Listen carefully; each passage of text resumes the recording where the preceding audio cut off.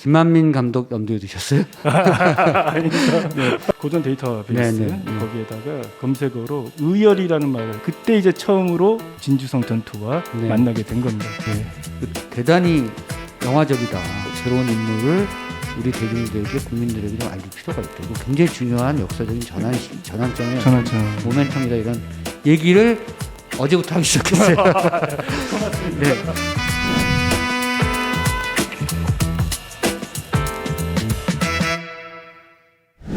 오동진의 시네마틱 팟캐스트 오캐스트 시작하겠습니다. 안녕하십니까, 영화평론가 오동진입니다. 임진왜란 당시 이런 말이 있었다고 하죠. 바다에는 이순신, 육지에는 황진. 자, 이순신은 온 국민이 아는 장군님이시죠. 그런데 황진은 누굴까요? 자, 오늘 주제는 일본군과의 육상 전투에서 엄청나게 활약했지만 우리에겐 잘 알려지지 않은 인물 황진을 소개해드리겠습니다. 책 임진무쌍 황진의 저자 김동진 작가님 모시고 얘기 나눠보겠습니다. 안녕하십니까? 네. 안녕하세요. 네, 뵙고 싶었어요. 고맙습니다. 제가 사실은 책을 한 걸음에 읽었어요. 과찬이십니다. 좀 사실은 미루다가 약간의 선입견이 있었어요. 뭐냐면 임진왜란 다 아는 얘기 아니야? 뭐 이런 거 있었고 임진왜란 당시에 어떤 영웅담인가 뭐 이런 생각이었었거든요. 영화 보는 것 같았어요. 고맙습니다. 네네. 영화를 생각하시면서 쓰신 것 같아요.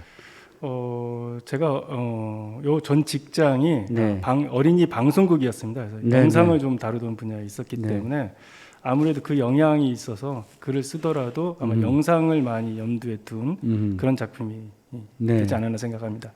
김한민 감독 염두에 두셨어요? 아닙니다. 제가 책을 보면서 뭐 굉장히 얘기가 많잖아요. 16세기의 그 이쪽 동북아 정세, 명나라, 조선, 일본 이런 정세도 있고 또 조선 그 뭐랄까요, 조정 안에서의 파벌 싸움, 계파 싸움 그리고 당파 싸움도 굉장히 심각했고 이런 거 다 빼고 이 책에서 묘사된 전투 씬만 해도 대단히 스펙타클이 강한 영화가 나오겠구나 이런 생각을 했습니다. 근데 전투 씬에 대한 묘사가 대단히 아주 치밀해서 이분이 어떻게 이렇게 예전에 그 공성 전투나 뭐 등등 이런 것들을 이렇게 잘 아실까? 이게 자료 조사를 통해서 얻을 수 있는 건 아닌 것 같은데요. 어떻습니까?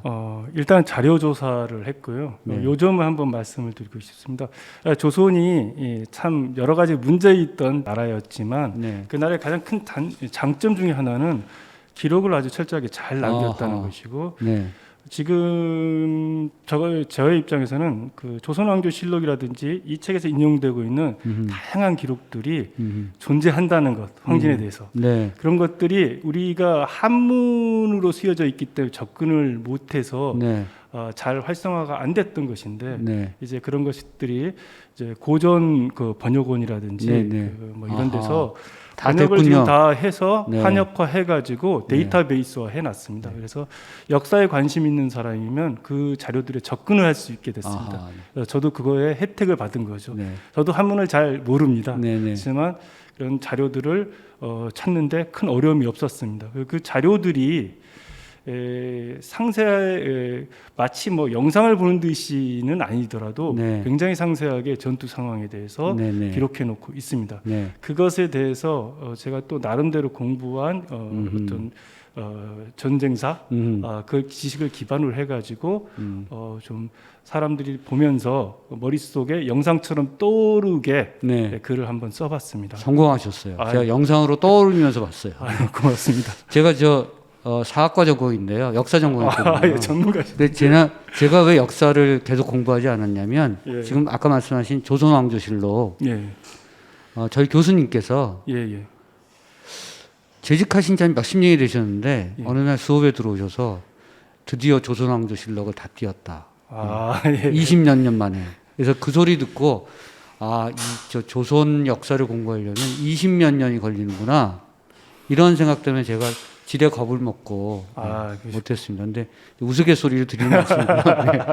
그런데 지금은 번역이 다 됐다. 돼 있습니다. 거죠? 그래서 간단하게 키워드를 하나 뽑아서 쳐보면 그 키워드에 관련된 그 기록들이 쭉 뜹니다. 네네. 그래서 본인이 활에 대해 관심이 있다. 그러면 활, 각궁 이렇게 쳐보면 또 그에 대한 기록이 뜨고 어떤 인물에 대해서 관심이 있으면 그 인물에 대해서 쓰면 조선 왕조 실록이라든지 여러 가지 그 기록에 어떻게 나와 있는지 그게 다 이렇게 차례로 뜹니다. 그래서 그걸 가지고 공부하셔도 좋고 저처럼 책을 쓰셔도 좋고 또 영화를 만드시는 분들은 그걸 바탕으로 시나리오를 구성하셔도 좋을 듯합니다. 편리한 세상이 되긴 했는데 이제 한자하고는 점점 멀어지겠군요. 그건 있습니다. 자, 김동진 작가에 대해서 좀 소개를 좀 해드려야 될 것 같은데 이제 제가 좀 여쭤볼게요. 기자셨죠? 예, 기자를 20년 정도 했습니다. 예. 그리고 제가 언뜻 보니까 사회부 캡을 하셨어요. 사회부 기자로 오래 하신 것 같아요. 네.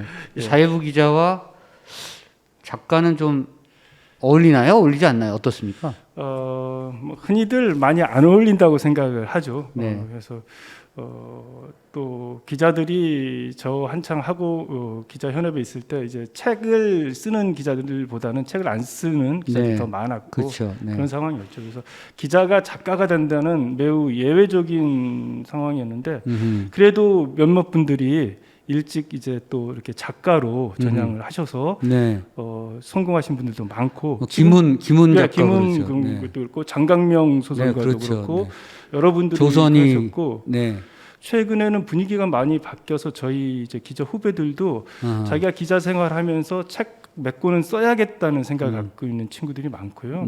그래서 제 이제 전 직장의 이제 후배들 같은 경우는 논픽션 이렇게 그 포럼 비슷하게 만들어서 스터디도 하고 그러니까 글도 지금 서로 해서 쓰고 그렇게 있습니다. 그래서 보통 이제 탐사 취재를 많이 하시는 분이 그런 작가적 욕망도 좀 갖고 계시죠. 네, 그렇게 되죠. 토마스 해리스가 이제 사실은 우리식으로 얘기하면 연합통신 기자였던 셈인데 양들의 침묵을 썼죠. 근데 사실은 그게 맞거든요. 사회부 기자 출신이니까 토마스 해리스는 사건에 가깝고 정말 별의별 사건을 다 목격하게 되고 엽기적인 일들도 많이 겪게 되고 그러니까 양들의 침묵이 맞다고 생각하는데 우리 김동진 기자께서는 전 기자께서는 어떻게 보면 역사로 갔어요. 그래서 전작도 보면 영화 밀정의 원작이죠. 그 제목이 1923 경성을 뒤흔든 사람들.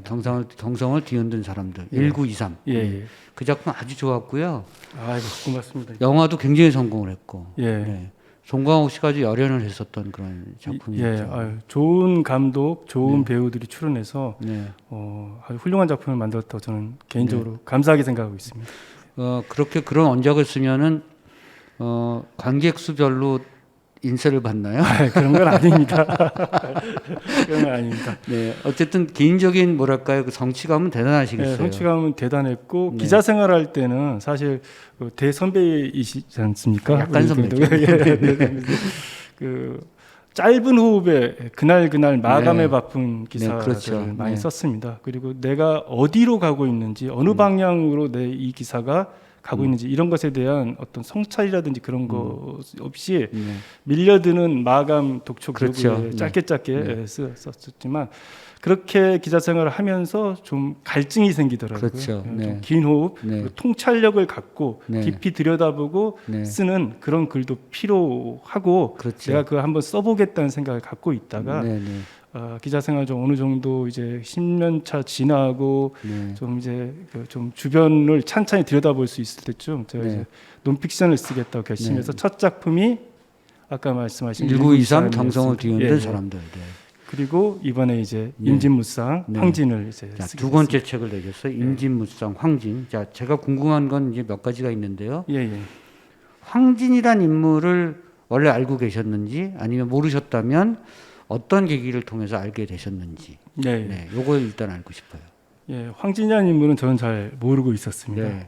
제가 군대를 진주에서 보냈는데도 진주에서 1년간 근무를 했었는데도 진주가 중요하죠. 근데 진주성에 심지어 자주 놀러 갔었는데도 잘 기억에 뚜렷하게 각인됐던 사람은 아니었습니다. 근데 농계를 이렇게 떠올리는 게 되죠.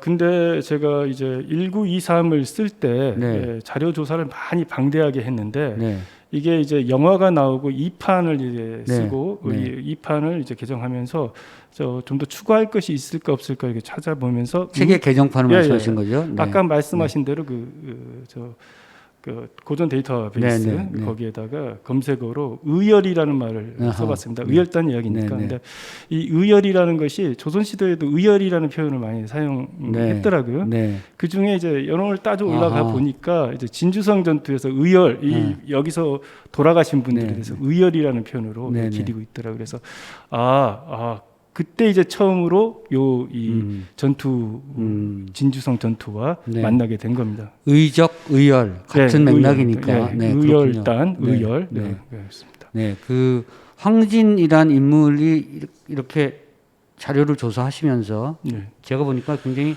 방대하게 이제 접근을 하셨고 맨 후기에도 보니까 알고리즘이 이 책을 쓰는 데 굉장히 큰 도움이 됐다 이런 말씀하셨고요. 저는 개인적으로 굉장히 놀라기도 했어요. 뭐냐면 내가 알고 있었던 곽재우 장군이 곽재우 의병이죠. 진주성에 안 들어왔더라고요. 안 들어왔습니다. 거부했더라고요. 네, 그래서 이걸 보면서 이거 새롭게 뒤집어야 되는 얘기가 많구나.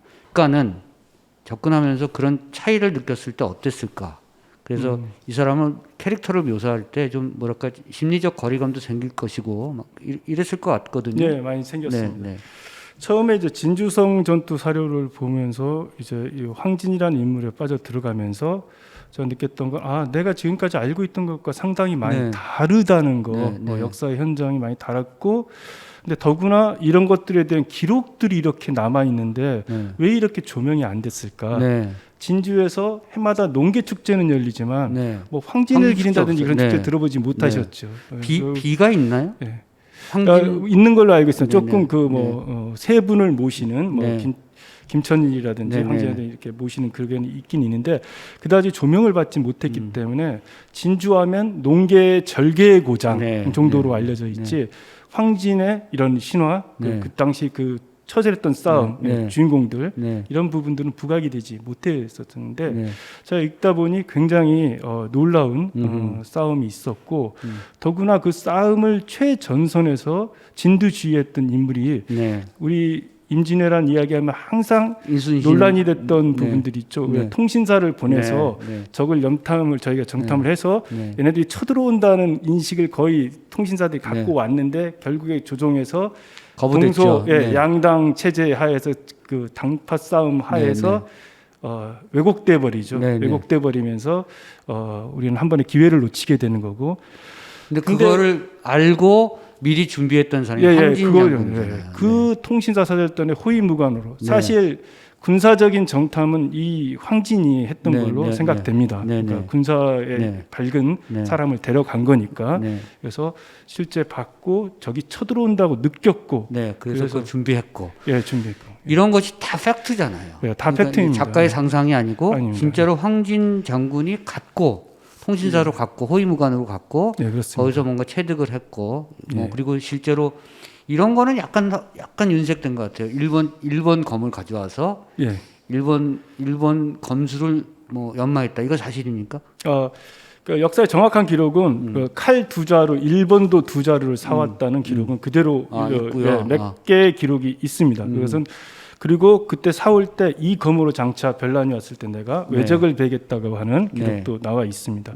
그랬다면 그 검수를 익히는지 안 익히는지 모르겠지만 외검과 우리 검의 차이가 있기 때문에 그리고 검법 자체가 전쟁사에서 보면 그 조선은 크게 발달하지 않은 상태였고 일본은 칼싸움이 굉장히 대단했죠. 그래서 그들과 맞서 싸우려면 그들의 칼을 쓰는 법에 대해서 알아야 됐을 거고 그랬다면 당연히 그 왜 검법에 대해서 뭔가 대비를 했을 거다라는 생각에서 그렇게 썼습니다. 일본 검은 길고 장도죠 대부분. 한국은 좀 짧고 그렇죠. 짧고.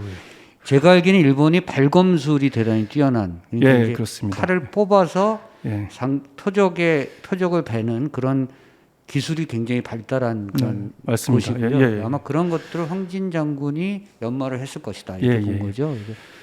저희는 주로 이제 활 위주로 상대를 이제 원거리에서 제압하는 기술이 발달된 군사 체계였고 저쪽은 근접전에서 칼로 뚫고 들어가는 그런 거기 때문에 칼에 대해서 대비를 했어야 되는데 조선에서는 그다지 그렇게 안 했죠. 대비를 안 했습니다. 조총도 그랬고. 조총도 그랬습니다. 그런 부분들을 다 연구하셨어요? 글을 쓰시면서? 예, 관련 자료들을 좀 더 찾아보고 해서 최대한 당시에 벌어졌던 전투에 근접하게 전쟁 상황들을 묘사를 했습니다. 그리고 큰 뼈대는 조선왕조실록이라든지 그런 기록에 나와 있는 전투의 양상을 따랐습니다. 이 소설이 갖고 있는 그 아주 흥미로운 지점은 공간 활용에 대한 묘사가 아주 좋다는 거거든요. 그러니까 어쨌든 외국가 침략을 해서 사실은 이쪽 경상도 지역은 다 뚫렸고요. 네, 다 뚫렸습니다. 근데 이제 이순신 장군이 남해하고 서해는 잡았고 호남을 지켰잖아요. 그렇습니다. 호남의 길목을 가지고 묘사를 하고 있어요. 그래서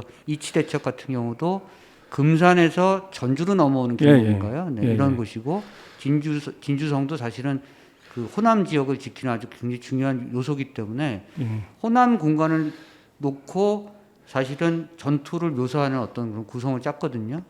제가 보면서 무슨 생각했냐면 가봐야 되겠다. 그러니까 지금 여기 이치가 이제 우리나라 말로 우리 말로 뭐라고 배티제라고 하는데 배티제가 있을까? 그러면서 제가 금산에서 한번 전주로 넘어가 봐야 되겠다. 충남과 전북의 접경이니까 실제로 그렇게 병목인지 그렇게 뭐 몇만 대군이 싸웠을 때 어떤 그런 혈투가 벌어질 만한 곳인지 한번 가보고 싶더라고요. 가보셨어요? 실제로 죄송합니다만 저는 가보지 못해요. 이치의 근데 위치에 대해서 조금 아직 설이 분분한 게 있습니다. 지금 현재 이치는 어디다라고 이렇게 정해져 있어서 거기에 기념비도 있고 하지만 기념비가 있습니까? 조선 시대가 거기였을지에 대해서는 이설이 조금 있는 상황입니다. 근데 왜 그 싸움이 중요하냐면 사실 그 전에 신립 장군이 조령에서 조령의 그 산세를 이용해서 그 지형 지물을 이용해서 싸웠다면 일본군을 막을 수도 있었다는 제 나름대로의 그냥 아쉬움도 많이 있었습니다. 거기가 탕금대인가요? 조령 고개를 포기하고 거기서 싸우지 않고 우리는 기병을 활용해야 된다 해서 탕금대로 물러나서 허벌판 거기가 충주죠. 충주 그 벌판에서 싸우다가 일본군에게 전멸당하죠. 그런 아쉬움이 있었습니다. 근데 황진은 그걸 알고 있었던 거죠. 적들이 얼마나 강한지 진을 짜고 조총을 가지고 있는데 거기에 달려들었다가는 기병으로 달려들었다가 안 된다.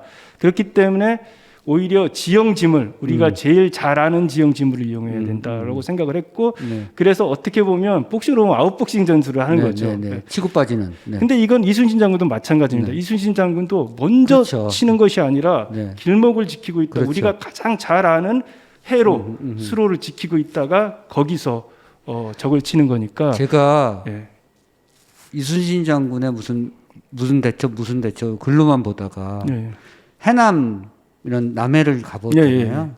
그래서 바다를 보면서 무슨 생각했냐면 장군님이 이길만 했겠다. 왜냐하면 다도해니까 섬이 굉장히 많고 거기 지형을 잘 알면 배를 숨길 때가 꽤 많더라고요.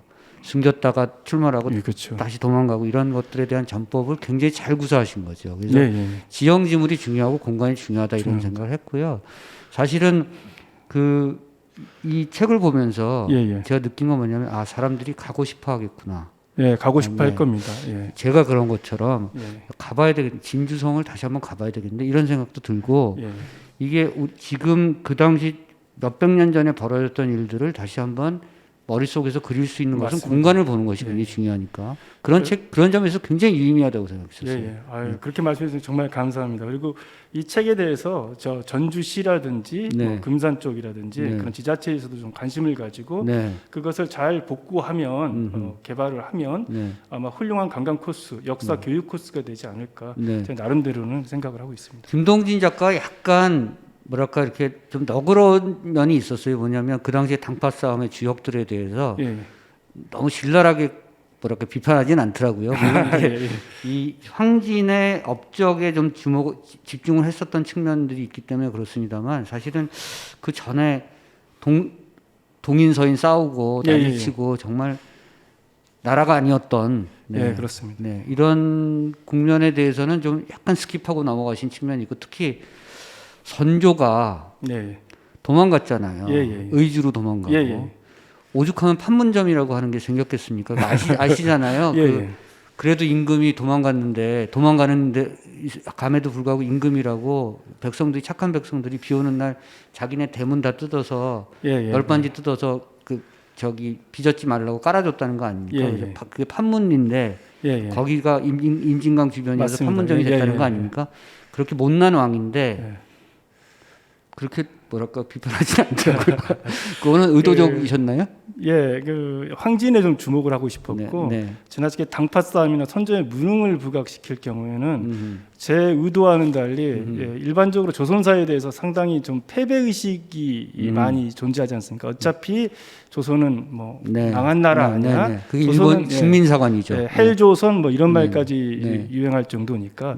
그러나 제가 이 책에서 강조하고 싶었던 건 임진왜란 때 초창기 때 우리가 일방적으로 밀린 게 아니다. 그렇다. 이런 훌륭한 장수들이 있었고 우리가 이런 전법으로 계속 싸웠다. 그리고 이겼다. 이런 것들을 바다에서는 이순신, 육지에서는 황진이 있었다는 걸 보여주고 싶었고 그 나머지 그 좀 아까 말씀하신 그런 주제로 퍼지지 않도록 이게 전략적으로 굉장히 중요했던 거예요. 호남이 곡창지대고 보급로를 다 연결하는 곳이기 때문에 어쨌든 이순신이 장군이 해상에서 끊고 호남에서 보급로를 끊었던 것이 사실은 임진왜란을 사실상 종결시키게 되는 어떤 굉장히 중요한 요소가 됐던 거죠. 7년간의 전쟁에서 그 1년 동안 호남을 잘 지켜냈기 때문에 그 호남을 토대로 다시 조선이 군을 추스릴 수가 있었던 겁니다. 그래서 호남 곡창지대에서 나는 그걸 가지고 다시 전열을 재정비하고 해서 정유재란 때 승리할 수 있었던 원동력이라고 생각합니다. 조선 성리학적 사관에서 봤을 때는 그러니까 여성의 논계의 절개 뭐 이런 건 높이 숭상할 만하지만 사실 진주성에서 패배한 이야기를 파고들다 보면 아까 말한 그 치부와 연결되지 않습니까?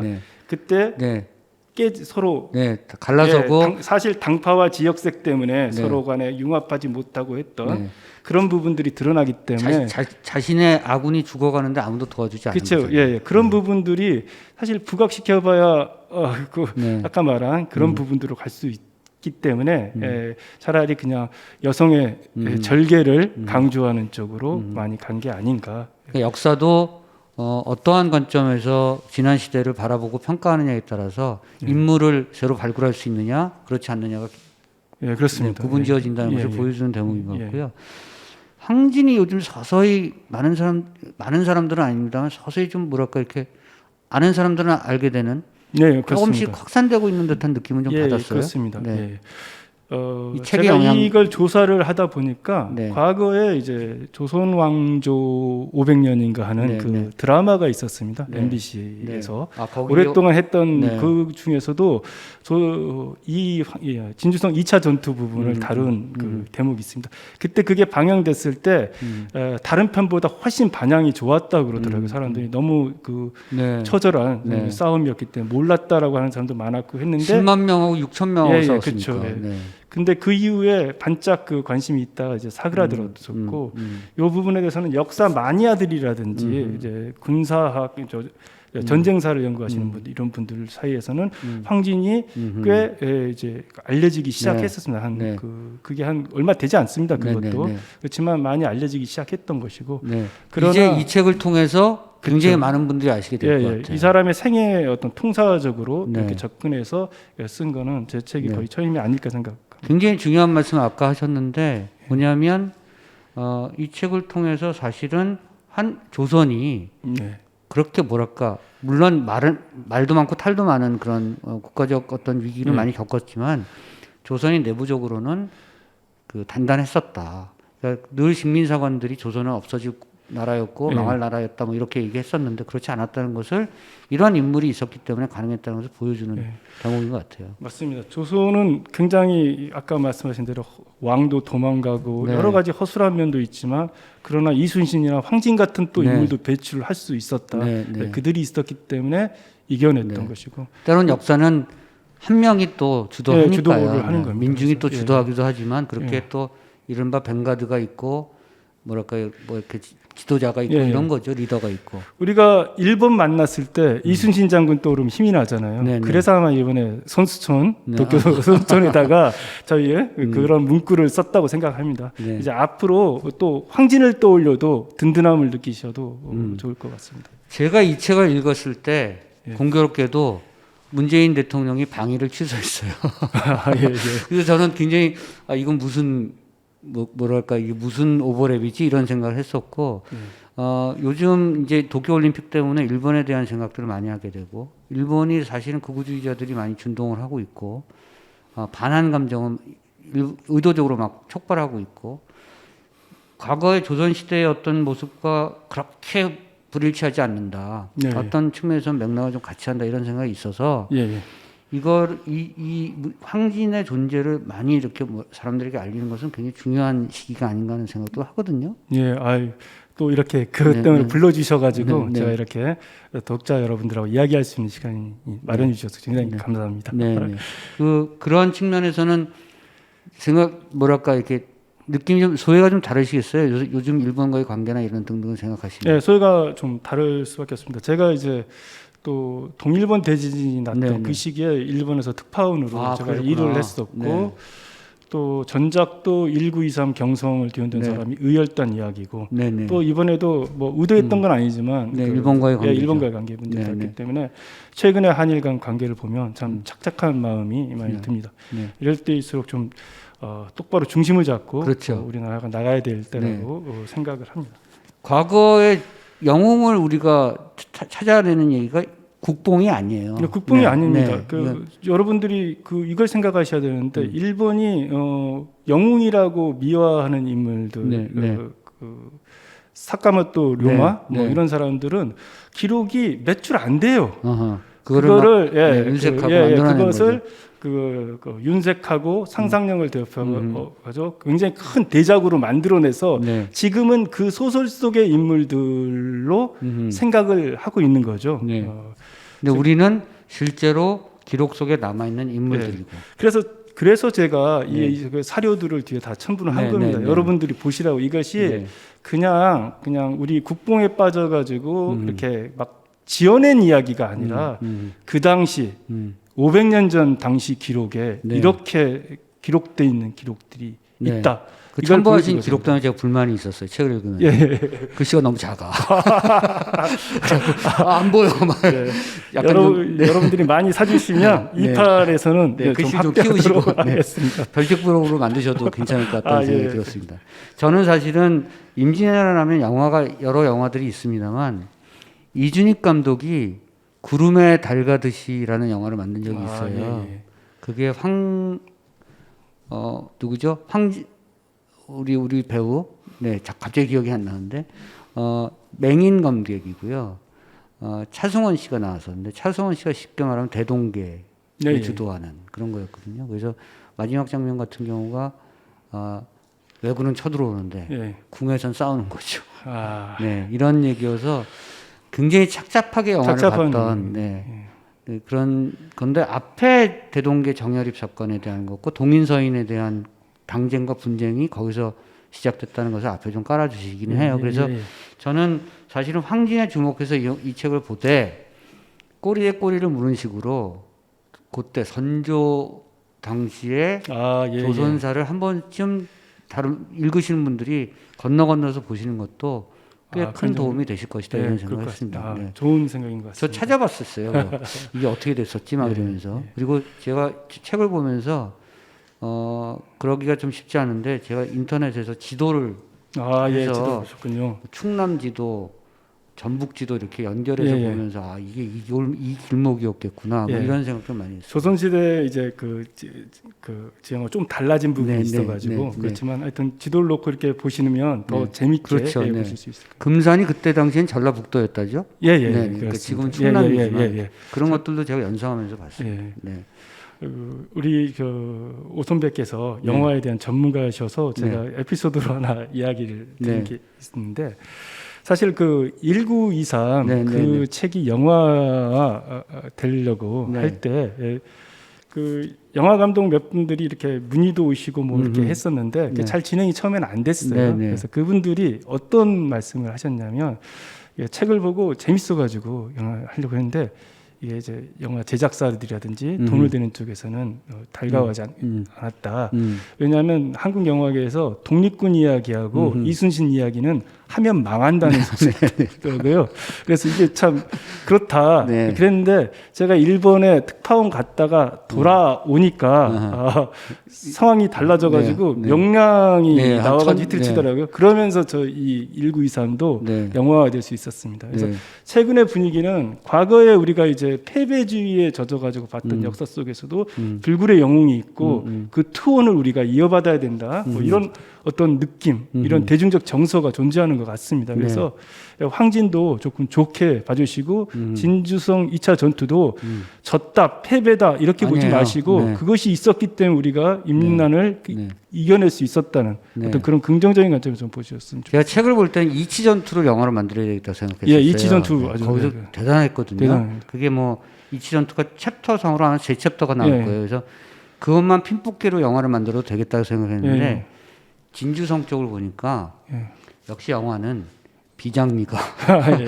그 진주성에서 사실은 황진 장관이 죽는 것이고 예, 사실은 죽습니다. 10만 대군한테 지는 거니까 네, 지는 끝까지 지키다가 지는 거니까 그 민중들의 결기와 그 비장미가 대단하거든요. 그렇죠. 다 같이 옥죄하는 거니까. 그래서 예. 이 책은 앞에 뭐 통신사 이거 다 플래시백으로 돌리고 예. 시작을 그냥 진주성으로 싸우는 거죠. 그래서 제가 생각했을 때 영화를 만든다면 제가 이거 스펙타클로 그냥 만드는데 리들리 스콧이 만들었던 킹덤 오브 헤븐이 그런 뭐랄까 철옹성 싸움이거든요. 그래서 그 옥새를 하면서 그 서로 싸우는 거라서 그리고 그 병목 지점에서의 혈투가 대단히 잘 묘사했잖아요. 그러니까 진주성에서도 길목을 막고 공성 넘어오는 것도 막 이런 것들이 대단한 스펙터클이어서 진주성 싸움만 가지고 다시 재해석해야 된다 영화. 아 예, 아유 좀 네. 예. 근데 돈은 한 150억 들어가 있다. 예, 아유 좀 많이 들 겁니다.